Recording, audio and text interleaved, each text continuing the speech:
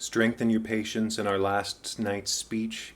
We'll put the matter to the present push. Good Gertrude, set some watch over your son. This grave shall have a living monument. An hour of quiet shortly shall we see. Till then, in patience our proceeding be. So much for this, sir. Now shall you see the other. You do remember all the circumstance? Remember it, my lord. Sir, in my heart there was a kind of fighting that would not let me sleep. Methought I lay worse than the mutines and the bilboes, rashly, and praised be rashness for it. Let us know. Our indiscretion sometimes serves us well when our deep plots do pall, and that should learn us there's a divinity that shapes our ends. Rough hew them now how we will. This is most certain. Up from my cabin, my sea gown scarfed about me in the dark, groped I to find out them, had my desire fingered their packet, and in fine withdrew to mine own room again, making so bold my fears forgetting manners to unseal their grand commission where I found Horatio. A royal knavery and exact command landed with many several sorts of reasons, importing Denmark's health and England's too, with ho! Such bugs and goblins in my life that on the supervise no leisure baited, no, not to stay the grinding of the axe. My head should be struck off. Is it possible? Here's the commission. Read it at more leisure. But wilt thou hear now how I did proceed? I beseech you. Being thus benetted round with villainies, or I could make a prologue to my brains, they had begun the play. I set me down, devised a new commission, wrote it fair. I once did hold it, as our statists do, a baseness to write fair, and labored much how to forget that learning. But, sir, now it did me yeoman's service. Wilt thou know the effect of what I wrote? Ay, good my lord. An earnest conjuration from the king, as England with his faithful tributary, as love, between them like the palm might flourish, as pace should still where her wheaten garland wear, and stand a comma tween their amities, and many such like as is of great charge, that on the view and knowing of these contents, without debatement further, more or less, he should have those bearers put to sudden death, not shriving time allowed. How was this sealed? Why, even in that was heaven's ordinance. I had my father's signet in my purse, which was the model of that Danish seal, folded the writ up in the form of the other, subscribed it, gave the impression, placed it safely, the changeling never known. Now, the next day was our sea fight, and what to this was sequest, they knowest already. So Guildenstern and Rosencrantz go to it. They are not near my conscience. Their defeat does by their own insinuation grow. 'Tis dangerous when the baser nature comes between the pass and fell insensate points of mighty opposite. Why, what a king is this? Does it not, think thee, stand me now upon? He hath that killed my king and whored my mother, popped in between the election and my hopes, thrown out his angle for my proper life, and with such cozenage? Is it not perfect conscience? Your lordship is right welcome back to Denmark. I humbly thank you, sir. Dost know this waterfly? No, good my lord. Thy state is the more gracious, for 'tis a vice to know him. He hath much land and fertile. Let a beast be lord of beasts, and his crib shall stand at the mess's king's mess. 'Tis a chough, but, as I say, spacious in the possession of dirt. Sweet lord, if your lordship were at leisure, I should impart a thing to you from his majesty. I will receive it, sir, with all diligence of spirit, your bonnet to his right use. 'Tis for the head. I thank you, lordship, it is very hot. No, believe me, 'tis very cold. The wind is northerly. It is indifferent cold, my lord, indeed, but yet methinks it is very sultry and hot for my complexion. Exceeding me, my lord, it is very sultry as 'twere, I cannot tell how. My lord, his majesty bade me signify to you that has laid a great wager on your head, sir. This is the matter. I beseech you remember. Nay, good my lord, for my ease and good faith. Here is newly come to court Laertes, believe me, an absolute gentleman, full of most excellent differences, of very soft society and great showing. Indeed, to speak feelingly of him, he is the hard and calendar for gentry, for you shall find in him the continent of what a part gentleman should be. Sir, his definement suffers no perdition in you, though I know to divide him inventorially would dozy the arithmetic of memory, and yet but yaw neither in respect of his quick sale, but in the verity of extolment. I take him to be a soul of great article, and his infusion of such dearth and rareness is, to make true diction to him, His semblance is his mirror, and who else would trace him? His umbrage, nothing more. Your lordship speaks most infallibly of him. The concernancy, sir? Why do we wrap the gentleman in our more rawer breath, sir? Is it not possible to understand in another tongue? You will to it, sir, really. What imports the domination of this gentleman? Of Laertes? His purse is empty already. All's golden words are spent. Of him, sir. I know you are not ignorant. I would you did, sir. Yet in faith, if you did, it would not approve me. Well, sir? You are not ignorant of what excellence Laertes is. I dare not confess that, lest I should compare with him in excellence. But to know a man well were to know himself. I mean, sir, for his weapon, but the imputation laid on him by them. In his meed, he's unfellowed. What's his weapon? Rapier and dagger? That's 2 of his weapons, but well. The king, sir, hath wagered with him 6 Barbary horses, against the which he has impawned, as I take it, 6 French rapiers and poniards, with their signs as girdle, hanger, and so. 3 of his carriages, in faith, are very dear to fancy, very responsive to the hilts, most delicate carriages, and of very liberal conceit. What call you the carriages? I knew you must be edified by the margent ere you had done. The carriage, sir, are the hangers. The phrase would be more germane to the matter if we could carry a cannon by our side. I would might be hangers till then, but on. 6 Barbary horses against 6 French swords, there were signs, and 3 liberal conceited carriages. That's the French bet against the Danish. Why is all this impawned, as you call it? The king, sir, hath laid, sir, that in a dozen passes between yourself and him he shall not exceed you 3 hits. He hath laid on 12 for 9, and it would come to immediate trial if your lordship would vouchsafe the answer. How if I answer no? I mean, my lord, the opposition of your person in trial.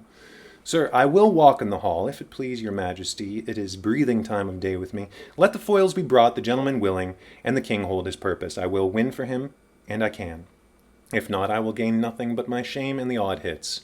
Shall I deliver you so? To this effect, sir, after what flourish your nature will. I commend my duty to your lordship. Yours. He does well to commend himself. There are no tongues else for his turn. The lapwing runs away with the shell on his head.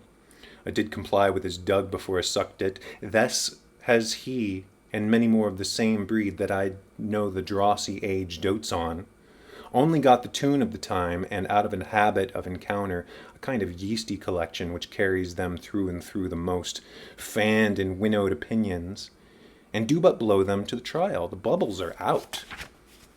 My lord, his majesty commended him to you by young Osric, who brings him to him that you attend him in the hall. He sends to know if your pleasure hold the player to play with Laertes, or that you will take longer time. I am constant to my purposes, they follow the king's pleasure. If his fitness speaks, mine is ready, now of, or who whensoever, provided I be able, as now. The king and queen are all coming down. In happy time, the queen desires you to use some gentle entertainment to Laertes before you fall to play. She well instructs me. You will lose, my lord. I do not think so. Since he went into France, I have been in continual practice. I shall win at the odds. Thou wouldst not think how ill all's here about my heart, but it is no matter. Nay, good my lord, it is but foolery, but it is such a kind of gainsgiving as would perhaps trouble a woman. If your mind dislike anything, obey it. It will forestall their repair hither and say you are not fit. Not a whit. We defy augury. This is special providence in the fall of a sparrow. If it be now, 'tis not to come. If it be not to come, it will be now. If it be not now, yet it will come. The readiness is all. Since no man of aught he leaves knows, what is to leave betimes? Let be. Come, Hamlet, come, and take this hand from me. Give me your pardon, sir, I have done you wrong, but pardoned as you are a gentleman.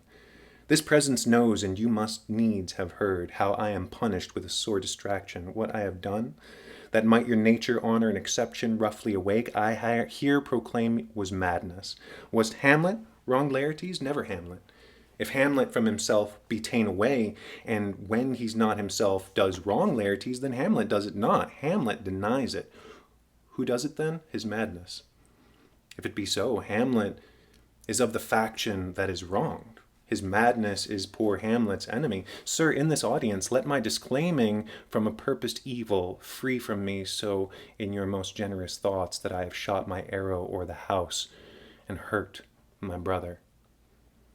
I am satisfied in nature, whose motive in this case should stir me most to my revenge. But in my terms of honor I stand aloof, and will no reconcilement till by some elder masters of known honor I have a voice and precedent of peace to keep my name ungored.